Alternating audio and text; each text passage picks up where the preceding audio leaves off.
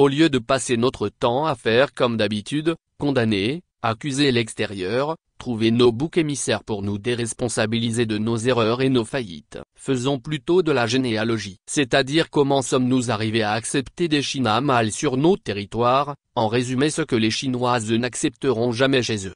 La Chine est le pays le plus protectionniste de la planète et qui impose des conditions commerciales drastiques pour protéger son économie et ses entreprises.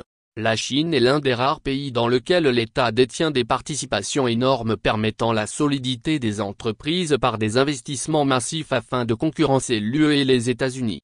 Voilà comment ils ont imposé, UE, TikTok etc. Les China mâles ne sont que les prémices de ce qui nous attend.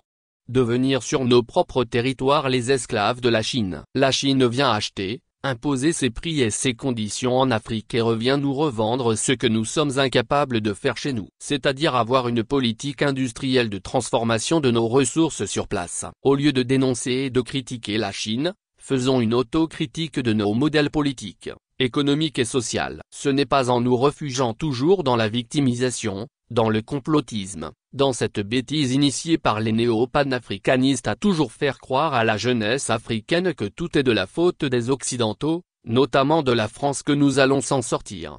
China mâle, ce n'est plus la France, mais c'est désormais la Chine et bientôt nous aurons les Indiens mâles, Turcs mâles, Vietnam mâles etc. Nous ne cessons pas de le dire, que le problème de l'Afrique c'est notre incapacité de faire face à nos démons, la corruption, la gestion ethnique, nos retards techniques et technologiques et la démission de nos élites à travailler sur des modèles purement africains. François-Xavier Assobavi.